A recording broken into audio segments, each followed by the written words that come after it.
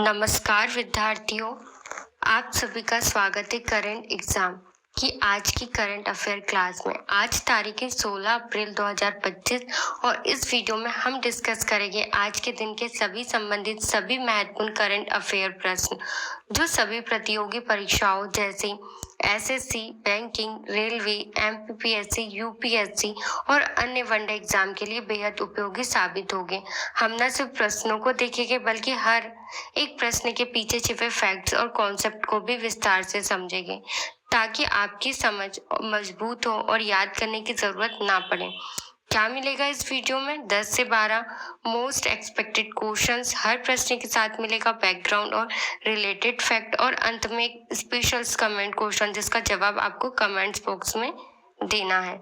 तो चलिए बिना समय गवाए शुरू करते हैं। पहला प्रश्न है, हाल ही में किस देश ने क्वांटम इंटरनेट अलायंस में भारत को आमंत्रित किया है? कुछ ऑप्शंस दिए गए। Option D is right answer, option D Netherland. बात करें नीदरलैंड की, जो भारत को यूरोप के क्वांटम इंटरनेट अलायंस में शामिल होने का न्योता दिया है। इसका उद्देश्य क्वांटम कम्युनिकेशन टेक्नोलॉजी में सहयोग को बढ़ावा देना। भारत क्वांटम मिशन के अंतर्गत 2023 से क्वांटम तकनीक पर काम कर रहा है। नीदरलैंड क्वांटम रिसर्च में अग्रणी देश माना जा रहा है। हाल ही में किस भारतीय राज्य में एक भारत श्रेष्ठ भारत उत्सव मनाया गया? इसका सही उत्तर ऑप्शन सी उत्तराखंड राज्य में। संस्कृति मंत्रालय द्वारा देहरादून में भारत श्रेष्ठ भारत का आयोजन किया गया है। इसका उद्देश्य भारत की विविधताओं को एकता में बदलना। इस पहल की शुरुआत 31 अक्टूबर 2016 को हुई थी। यह सरदार वल्लभ भाई पटेल की जयंती पर शुरू किया गया था। हाल ही में गगनयान मिशन के लिए किस इंसानयुक्त अंतरिक्ष यान का परीक्षण सफलपूर्वक हुआ? इसका सही उत्तर option C Gaganyaan TVD-1। ISRO ने गगनयान के टेस्ट व्हीकल TVD-1 का सफल परीक्षण किया। यह भारत का पहला मानव अंतरिक्ष मिशन होगा।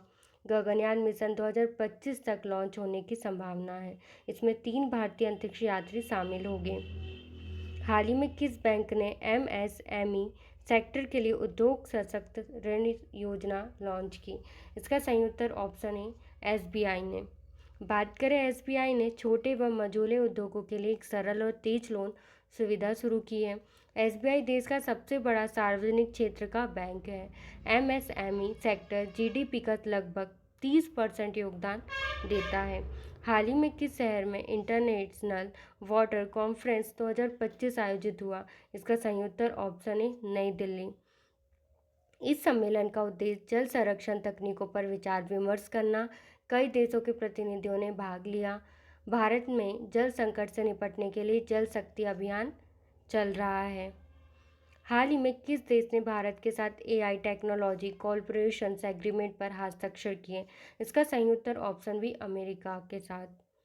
भारत और अमेरिका ने आर्टिफिशियल इंटेलिजेंस के क्षेत्र में सहयोग के लिए यह समझौता किया।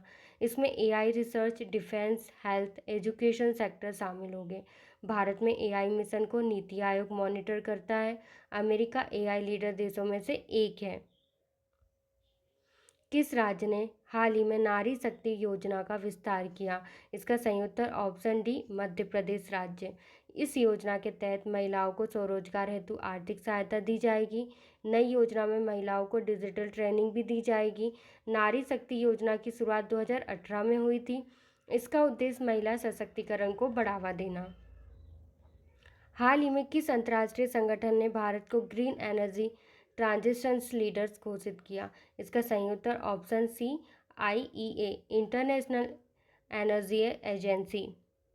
IEA ने भारत को अक्षय ऊर्जा की ओर से तेजी से बढ़ने देशों में शामिल किया। भारत का लक्ष्य 2030 तक 500 GW ग्रीन पावर उत्पन्न करना। भारत में सबसे ज़्यादा सोलर पावर गुजरात और राजस्थान पर स्थित है।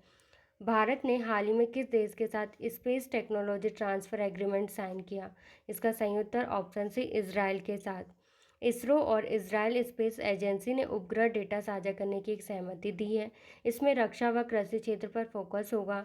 भारत और इजराइल के बीच रणनीतिक साझेदारी कई क्षेत्रों पर है। इजराइल हाई टेक एग्रो और डिफेंस टेक्नोलॉजी में अग्रणी है। हाल ही में भारत ने किस देश को G20 पर्यावरण समाधान साझेदारी में जोड़ा गया? इसका option B right answer Bhutan. Bhutan को G20 पर्यावरण पहल में शामिल कर भारत ने सस्टेनेबल डेवलपमेंट को बल दिया। ये कदम दक्षिण एशिया में पर्यावरणीय सहयोग को बढ़ावा देगा। भूटान विश्व का पहला कार्बन नेगेटिव देश है जिसमें G20 भारत की अध्यक्षता 2023 में की थी। अगर वीडियो पसंद आए तो लाइक शेयर एंड सब्सक्राइब करना ना भूलें।